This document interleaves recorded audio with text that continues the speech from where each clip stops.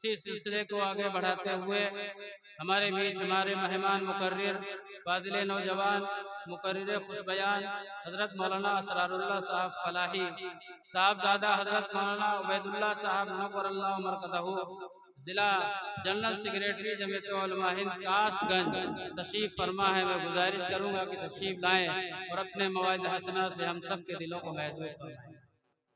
अस्सलामु अलैकुम व रहमतुल्लाहि व बरकातुहू।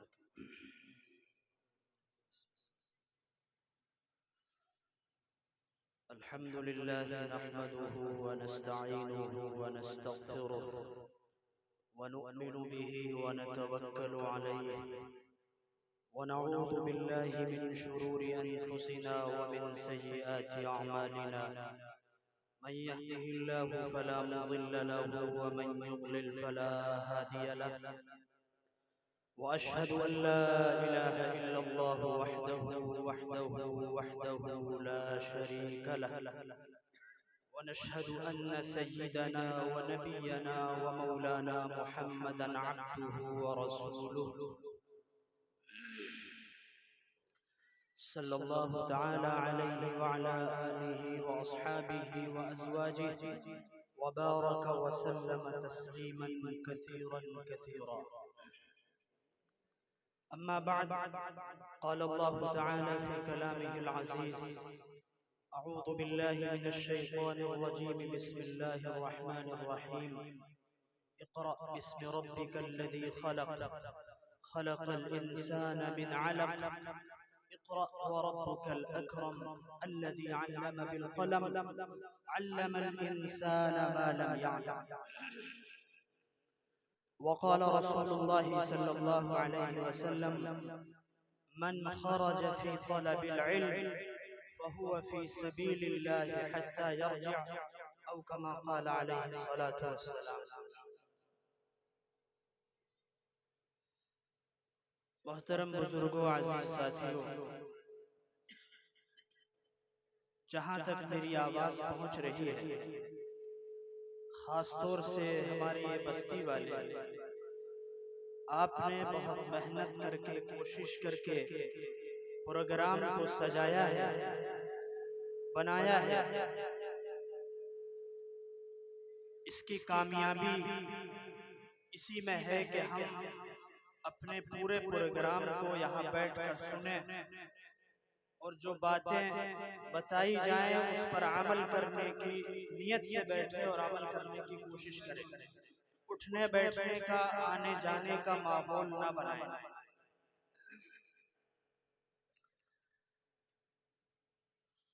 हजरत सदर साहब ने जो खुतबा दिया, मुख्तसर वक्त में बहुत कुछ कहा, बड़ी कीमती बातें, और मेरे ख्याल में इन्होंने निचोड़ बयान कर दिया।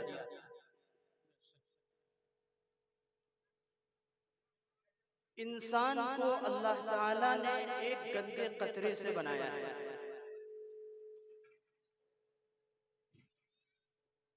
हल अता अलल इंसान हीनुम मिनद दहर लम यकुन शयअन मज़कूरा।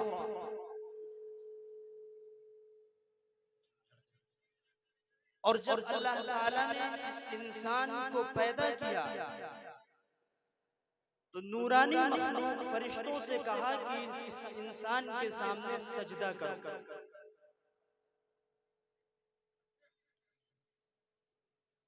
सब के सब सजदे में चले गए सिवाय इब्लीस के। यह आपने सुना होगा वाक़या। लेकिन ये वजह क्या है कि अल्लाह ताला ने एक नूरानी मखलूक को इंसान के सामने सजदा करने का हुक्म दिया है। उसकी वजह खुद रब्बुल आलमीन ने कुरान करीम में बयान की। फरमाया कि हमने इंसान के सामने फरिश्तों जैसे मखलूक को सजदे का जो हुक्म दिया है, उसकी वजह सिर्फ और सिर्फ इल्म है। इंसान को जो मकाम मिला है, जो मर्तबा मिला है, जो इज्जत मिली है, जो बुलंदी मिली है, उसकी वजह सिर्फ और सिर्फ इल्म है। अगर इस इल्म को इंसान से जुदा कर दिया जाए, इस इल्म को इंसान से हटा दिया जाए और इंसान बगैर इल्म के हो, तो फिर वो इंसान लम यकुन शैअन मज़कूरा, ये उस जुमरे में आता है कि इसकी तख्लीक एक गंदे कतरे से हुई है। अल्लाह ताला ने पैदा करके इसको जो कुछ इज्जत बख्शी है, उसमें सबसे बड़ा किरदार इल्म है।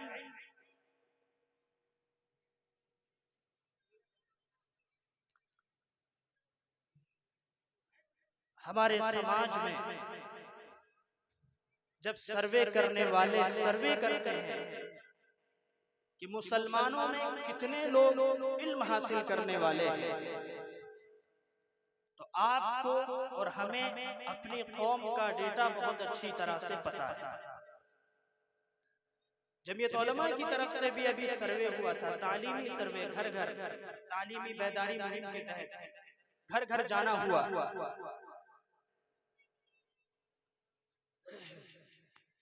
ये हमारे समाज का हाल था कि हमारे मुस्लिम नौजवानों में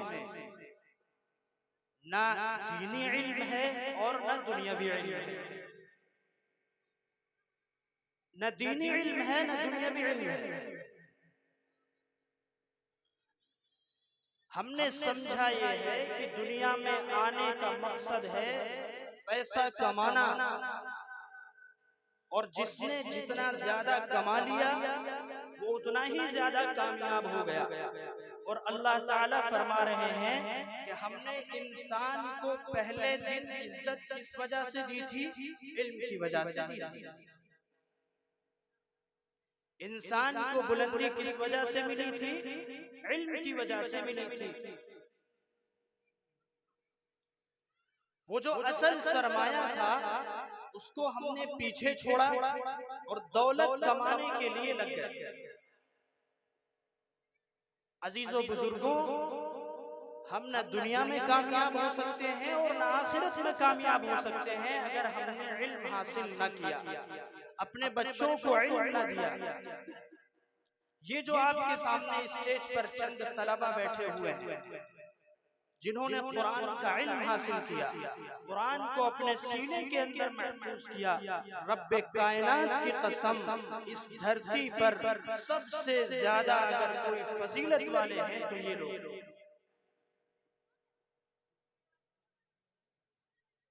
आका सल्लल्लाहु अलैहि वसल्लम ने फरमाया, खैरुकुम मन तअल्लमल कुरान व अल्लमा, तुम में सबसे बेहतर वो शख्स है, इस सरजमीन के ऊपर सबसे मुबारक वो शख्स है, इस सरजमीन के ऊपर सबसे ज्यादा इज्जत वाला वो शख्स है जिसके पास इल्म है। और अगर इल्म नहीं है तो फिर कुछ नहीं है। इसलिए हमें अपने टारगेट तय करना चाहिए अपने मुआशरे में, और अपने मुआशरे की मेहनत हम अपने घर से शुरू करें कि हमारा 20 साल का, 15 साल का, 10 साल का एक टारगेट बनाएं। और टारगेट ये हो कि हमारा मिशन सिर्फ और सिर्फ ये हो कि हम अपने बच्चों को तालीम दें। हमारा मिशन और टारगेट सिर्फ इल्म देना हो। हमारी बस्ती में बच्चे 8 साल के होते हैं, 10 साल के होते हैं, 12 साल के होते हैं। माँ बाप उनको किसी दुकान के ऊपर लगा देते हैं कि हमारा बच्चा कुछ हुनर सीख ले, 4 पैसे हमें ला करके देने लगे। काश यही माँ बाप ये फिक्र करते कि हमारा बच्चा कुछ इल्म हासिल कर ले।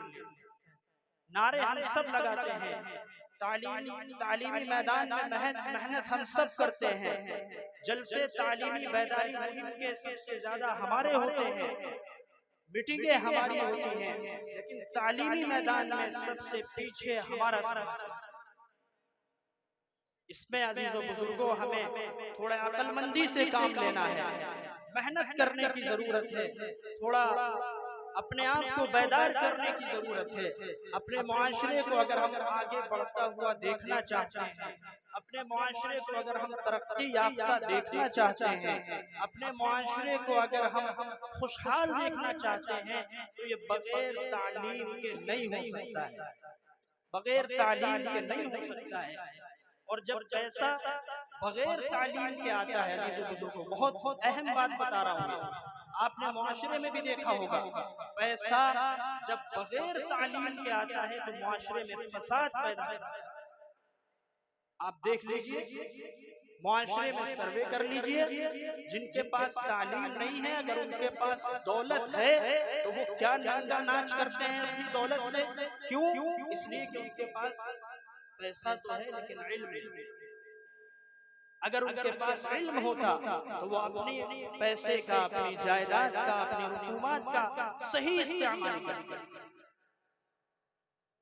बात यहाँ से शुरू हुई थी अजीज़ों बुजुर्गों कि अल्लाह ताला ने इंसान को जो इज्जत, मकाम और मर्तबा दिया है उसकी बुनियादी वजह इल्म है। और जब जब हम इस बुनियादी वजह को छोड़ेंगे, इससे पीछे हटेंगे और इसको अपना मकसद नहीं बनाएंगे, इसके बगैर हम तरक्की नहीं हासिल कर सकते, इसके बगैर हम मुआशरे में इज्जत नहीं हासिल कर सकते, इसके बगैर हम मुआशरे में दूसरों से कंधे मिलाकर, कंधे से कंधा मिलाए बगैर नहीं चल सकते। अगर हमारे पास इल्म नहीं है, अपनी औलादों को फारिग करें इल्म हासिल करने के लिए, और बुनियादी इल्म हम अपने बच्चों को मकातिब का, मदारिस का इल्म दें, और उसके साथ साथ में जो अहम जरूरत है दुनियावी इल्म की वो भी साथ में दें। दीनी इल्म भी हो, दुनियावी इल्म भी हो, और बुनियादी इल्म पहले नंबर पर दीनी इल्म हासिल करें। काबिल मुबारकबाद हैं वो माँ बाप, काबिल मुबारकबाद है वो बच्चे, काबिल मुबारकबाद है वो घर वाले जिन्होंने अपने बच्चों को इल्म के लिए वक़्फ़ कर दिया, जिन्होंने अपने बच्चों को इल्म हासिल करने के लिए लगा दिया। ये स्टेज पर जो बच्चे बैठे हुए हैं, हाफिज़ कुरान हैं, इनका मकाम बहुत ज्यादा। आज हमारे पास 4 पैसे आ जाते हैं तो हम पूरे जिले के अंदर सर्वे करते हैं। किसी मुसलमान के पास अचानक से पैसा आ जाए तो वो पूरे जिले में सर्वे करता है कि कौन सा बेहतरीन कॉलेज है जहां हम अपने बच्चों को दाखिल करें। अब उससे कहो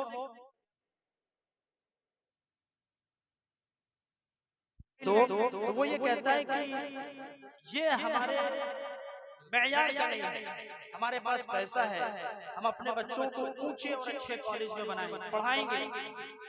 मदरसे की तालीम को और मदरसे की तालीमी जो जरूरत है उसको हमने सिर्फ ये महसूस कर लिया है कि इसमें ये सिर्फ गरीब पढ़ते हैं। हमारे पास पैसा है तो हम अच्छे कॉलेज में देंगे, अच्छे कॉलेज भेजेंगे, अच्छी कोचिंग देंगे, दीनी इल्म से उनको दूर रखते हैं। और फिर इसका असर क्या होता है, जब बच्चे वहां से पढ़ करके आते हैं, उनके पास दीनी इल्म नहीं है, तो फिर वो अपने माँ बाप के नाफरमान बनते हैं। मैंने देखा है इस थोड़ी सी उम्र के अंदर अच्छे अच्छे डिग्री वाले बच्चों को, मैंने देखा है अपने माँ बाप को मारते हुए। क्यों? इसलिए कि उन्होंने जो बुनियादी इल्म था, जिस इल्म की वजह से इंसान को इज्जत मिली थी, जिस इल्म की वजह से इंसान को मकाम मिला था, वो इल्म उन्होंने न सीखा, न अपने बच्चों को सिखाया। पैसा आने के बाद न उस जरूरत को महसूस किया और न समझा। तो अजीजों बुजुर्गों, पहले नंबर पर हम अपने बच्चों को मदारिस की तालीम दें, मकतब की तालीम दें, अपने बच्चों को कुरान पाक का इल्म दें, क्योंकि कुरान पाक ही वो इल्म है जो हमें अदब भी सिखाता है, हमें ताज़ीम भी सिखाता है, हमें मुआशरे में किस तरह रहना है वो सिखाता है। बहुत सारे उलूम और फनून हमें कुरान पाक के जरिए हासिल होते हैं। बुनियादी तौर पर शुरू में हम अपने बच्चों को मकातिब में भेजें, मदारिस में भेजें, और जरूरत के तहत अपने बच्चों को स्कूल और कॉलेज में भी दाखिल करें। यहाँ पर मौजूद हर शख्स इस बात का इरादा करे, तहैया करे मजबूती के साथ कि अगर हमारे घर में बच्चे हैं, हमारे घर में बच्चियां हैं, वो बगैर तालीम के नहीं रहे। एक अलमिया और है हमारे मुआशरे का, हम अपने बच्चों को, बहुत सारे तो वो हैं जो स्कूल और कॉलेज नहीं भेजते, काम पर भेजते हैं। एक तबका वो है जो स्कूल और कॉलेज अपने बच्चों को भेजता है, लेकिन भेजने से पहले वो अपना टारगेट नहीं तय करता कि हमें अपने बच्चों को पढ़ाना क्या है, हमें अपने बच्चों को बनाना क्या है, इनका मुस्तकबिल क्या है। अक्सर बच्चों से पूछा जाता है, तुम स्कूल जाते हो, तुम मदरसे जाते हो, तुम मकतब जाते हो, क्यों जा रहे हो, क्या बनोगे, क्या पढ़ोगे, नहीं पता। एक आदमी अपने घर से गाड़ी उठाए और उसे अपनी मंजिल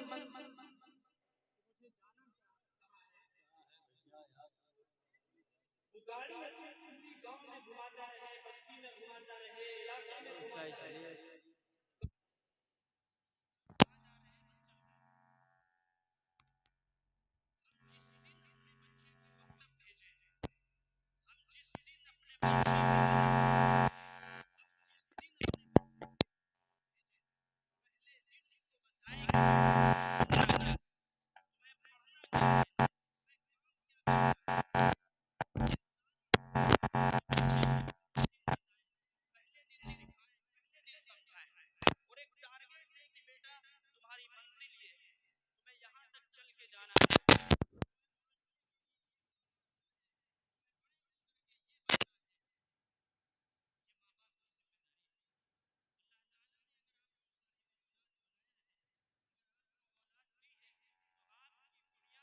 जिम्मेदारी है कि उनके लिए तालीम का, अच्छी तरबियत का इंतजाम करें।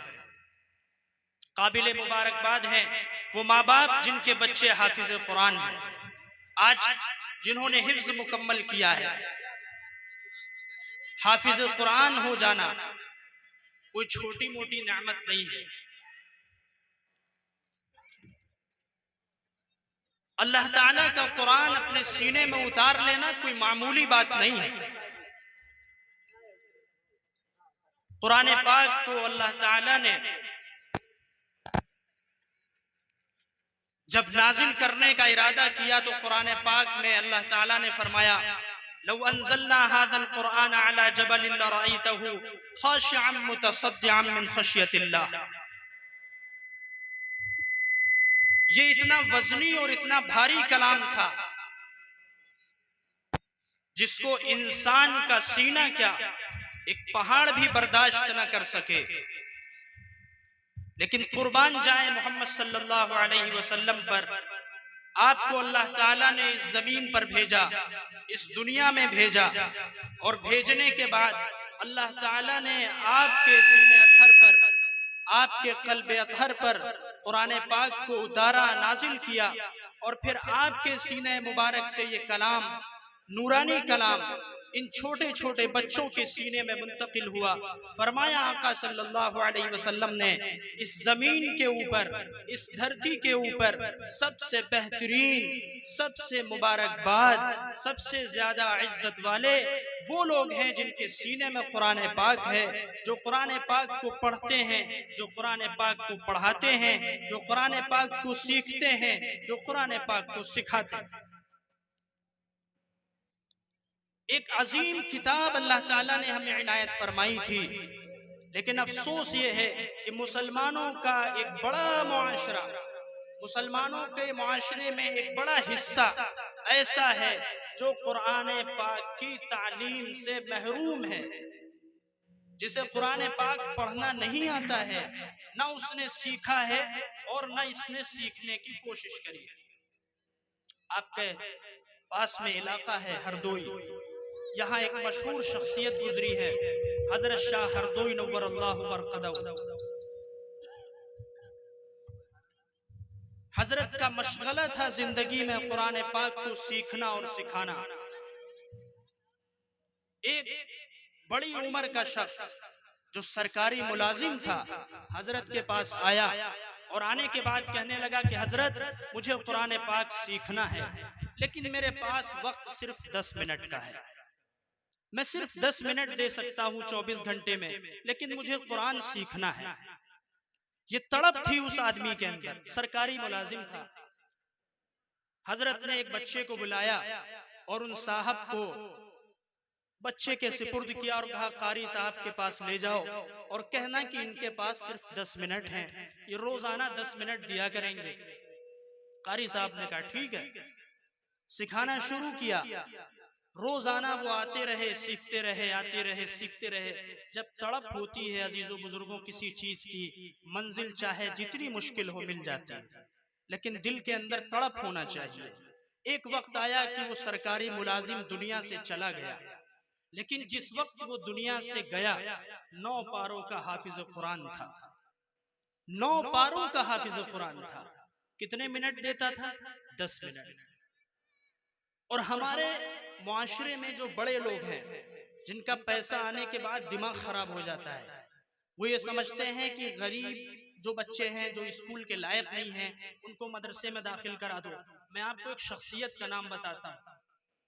मेरे ख्याल में मुगलिया सल्तनत के अंदर उससे ज्यादा बहादुर, उससे ज्यादा नेक, उससे ज्यादा दिलेर आदमी नहीं गुजरा। हजरत शाह औरंगजेब आलमगीर रहमतुल्लाह अलैह। दुनिया उन्हें चाहे कुछ भी कहे, लेकिन डंके की चोट पर यह बात कही जाती है कि मुगलिया सल्तनत का ये वो बादशाह था औरंगजेब आलमगीर, जिसके नाम से ही अंग्रेज थर्राता था। औरंगजेब आलमगीर रहमतुल्लाह अलैह ने अपने बेटे को हाफिज कुरान बनाया। मुगलिया सल्तनत का बादशाह था अजीजों। और बादशाहत ऐसी नहीं है जैसे कि एक शहर का एमएलए बन गया हो, एमपी बन गया हो। आपको पता है अखंड भारत था उस वक्त।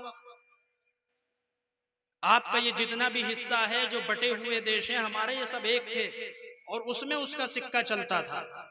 इतना बड़ा शख्स, वो समझते थे कि कुरान की अजमत क्या है, वो समझते थे कि इस इल्म की अजमत क्या है। इंसान को मकाम और मर्तबा जो मिला है वो इस इल्म की बुनियाद पर मिला है, वो ये समझते थे। उन्होंने अपने बच्चे को कोई और इल्म नहीं दिया, हाफिज कुरान बनाया। और कहा जब बेटा हाफिज कुरान बनकर आया तो कहा कि बेटा जाओ दादा को बताओ जाकर के कि मैं हाफिज कुरान बन गया। औरंगजेब आलमगीर रहमतुल्लाह अलैह का बेटा अपने दादा के पास गया। वो भी बादशाह थे जिन्होंने ताजमहल बनवाया। उनके पास गए और जाकर कहा कि दादा जान मैं हाफिज हो गया हूं। तो बादशाह रोने लगे और उन्होंने कहा बेटा हाफिज तुम हुए हो, ताज तुम्हारे बाप को पहनाया जाएगा। अल्लाह ताला के यहाँ इज्जतें तुम्हारे बाप की होंगी, मैं तो दादा हूं, मुझे क्या मिलेगा। होता आया रोता हुआ औरंगजेब आलमगीर रहमतुल्लाह अलैह के पास और कहने लगा कि अब्बा जान दादा ने ये कहा है कि ताज तुम्हारे बाप को पहनाया जाएगा, मुझे क्या मिलेगा। औरंगजेब आलमगीर रहमतुल्लाह अलैह सन्नाटे में आ गए और फौरन, अब देखिए हम लोग ये कहते हैं ना साहब अरे मसरूफ हैं, मौलाना ऑफिस से टाइम नहीं मिलता है, बड़े बिजी हैं, बड़े बिजी हैं। ये पता ही चलेगा दुनिया से जाने के बाद कितने बिजी हैं, जब फरिश्ते सारा टाइम एक तरफ करके और बेहतरीन हंटर चलाएंगे।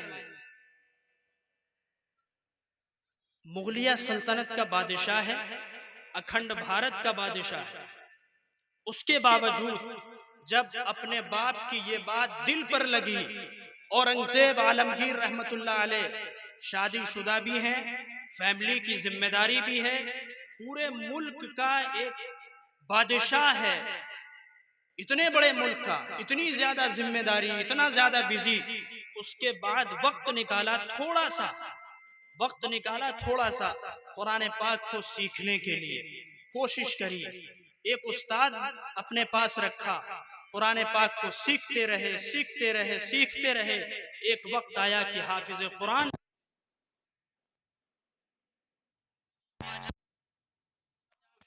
करने की जरूरत नहीं है, आपका बेटा औरंगजेब भी हाफिज कुरान हो गया। और फिर उसके बाद उन्होंने किताब लिखवाई। आज जो भी मुफ्ती है वो उनका शुक्र अदा करता है, एहसानमंद है। उन्होंने उम्मत पर बड़ा एहसान किया कि उम्मत के सारे बिखरे हुए मसाइल को एक जगह जमा किया और किताब लिखवाई फतावा आलमगीरी। बड़ा काम किया उन्होंने। अर्ज करने का मकसद यह है अजीजों बुजुर्गों कि कुरान पाक अगर इंसान ये चाहे कि हम इसको छोड़ करके, इसको किनारे डाल करके सिर्फ दौलत हासिल कर लें और हम कामयाब हो जाएं, तो यह हमारा तसव्वुर गलत है। ये हमारा तसव्वुर गलत है। अजीजों बुजुर्गों, कितनी मुबारक किताब, कितनी मुकद्दस किताब अल्लाह ताला ने हमें अता की थी। और आज हमारा हाल ये है, हमारा हाल ये है 30 साल के हैं, 40 साल के हैं, 50 साल के हैं, 55 साल के हैं, पैसा बहुत है, शोहरत बहुत है, इज्जत बहुत है, चौधरी साहब हैं, फलाने सैयद साहब हैं, सिद्दीकी साहब हैं, अंसारी साहब हैं, लोग दूर से सलाम मारते हैं, लेकिन हालत ये है कि सूरह फातिहा भी सही से याद नहीं है। हालत यह है कि सूरह फातिहा भी सही से याद नहीं है। क्या फायदा ऐसी इज्जत का, क्या फायदा ऐसी शोहरत का, क्या फायदा ऐसे मकाम का। आंख बंद होने के बाद सब मिट्टी में मिल जाएगा। यही कुरान पाक तुम्हारे काम आएगा, यही तुम्हारी सिफारिश करवाएगा। अगर तुमने बच्चे को हाफिज कुरान बना दिया तो कयामत के दिन इज्जतदार बनोगे। अगर तुमने खुद कुरान पाक सीख लिया, एक एक हरफ पर 10-10 नेकियां तुम हासिल करने वाले बन जाओगे। दुनिया से जाने के बाद यही काम आएगा।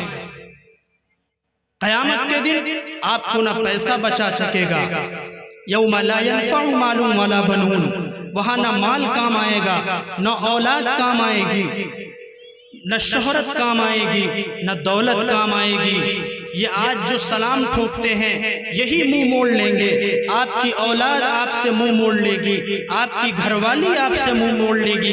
वहाँ सिर्फ नेक अमाल काम आएंगे, वहाँ नेकियां काम आएंगी। अल्लाह ताला ने कितना बेहतरीन ज़ख़ीरा हमें दिया है कुरान की शक्ल में। पढ़ो, सीखो, एक एक हरफ पर 10-10 नेकियां हासिल करो, 10-10 नेकियां हासिल करो। एक शख्स अगर रोजाना कुरान पाक का मामूल बना ले, एक रुकू पढ़ने का, एक रुकू पढ़ने में कितना वक्त लगेगा मेरे भाइयों, कितना वक्त लगेगा। घड़ी देख करके अगर आप कुरान पाक पहले से पढ़े हुए हैं तो आपको 1 से 2 मिनट लगेंगे। अगर आप कुरान पाक किसी उस्ताद के पास पढ़ करके किसी की निगरानी में एक रुकू पढ़ेंगे तो आपको 5 मिनट लगेंगे। लेकिन यही थोड़ा सा वक्त निकालना, थोड़ी सी मशक्कत उठाना, थोड़ा सा फिक्र करना हमारी और आपकी आखिरत बना देगा, हमारी और आपकी आखिरत को संवार देगा। कितने बदकिस्मत होंगे हम कि हमें कुरान जैसी अजीम किताब मिली, हमें मोहम्मदुर रसूलुल्लाह सल्लल्लाहु अलैहि वसल्लम जैसा अजीम पैगंबर मिला, हमने उसकी तालीमात को न सीखा, ऐसे ही दुनिया से चले गए। खाक काम आएगा। हम आज दावा ये करते हैं हम आशिक़ रसूल हैं, हम दावा ये करते हैं कि हम अल्लाह के रसूल को मानने वाले हैं, हम दावा ये करते हैं हम अल्लाह को मानने वाले हैं, अल्लाह के आगे सर झुकाने वाले हैं। लेकिन गफलत का आलम ये है, हमारी महरूमी का आलम ये है कि हमने कुरान पाक के अल्फाज को सही तरीके से नहीं सीखा है। कुरान पाक के मानी और मफहूम तो बहुत दूर की बात है, उसके अल्फाज को भी अपने सीने में नहीं उतार सके। अजीज़ों बुजुर्गों, इसकी फिक्र करने की ज़रूरत है, इसकी फिक्र करने की ज़रूरत है। कुरान पाक से दूरी है कि आज हम परेशान हैं। आप मुआशरे में जाएं, एक आदमी वो है जिसको घरेलू परेशानियों ने घेरा हुआ है। ये बात जरा काम की है, हम लोग थोड़ा सा इस लाइन के हैं इसलिए आपको बता रहे हैं। आजकल मुसलमानों में 90% से ज्यादा, अगर मैं कहूं तो बात गलत नहीं होगी, आदमी इसलिए परेशान है कि मेरे ऊपर किसी ने कुछ करा दिया है, मेरे घर वालों पे किसी ने कुछ करा दिया है, मेरा कारोबार किसी ने बांध दिया है। रहते हैं नहीं, मेरे कारोबार में किसी ने बंदिश करा दी है।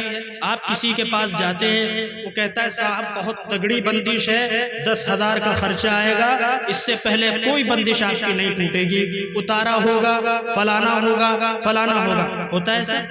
होता है। गांव देहात में तो भले कम हो, लेकिन शहरों में बहुत होता है। हम लोग जहां से आते हैं वहां बहुत होता है। हर गली में ऐसे बैठे हुए हैं, हर गली में बैठे हुए हैं। ये होता कहां से? ये होता कहां से है? आज सुन लीजिए, ये होता कहां से।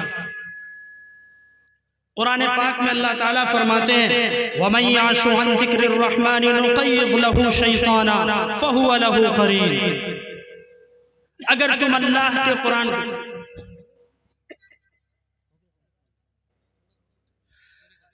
अगर तुम अल्लाह के कुरान को नहीं सीखोगे, नहीं पढ़ोगे, तो अल्लाह तुम्हारे ऊपर शैतान को मुसल्लत कर देगा।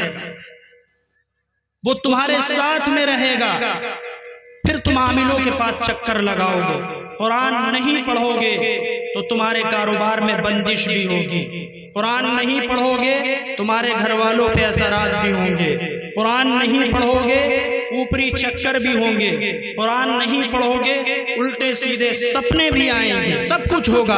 अगर कुरान पढ़ोगे, कुरान को सीखोगे, कुरान को समझोगे और कुरान पर जिंदगी गुजारोगे, रब्बे काबा की कसम, कुरान की एक आयत इन सब ताकतों का मुकाबला करने के लिए काफी है।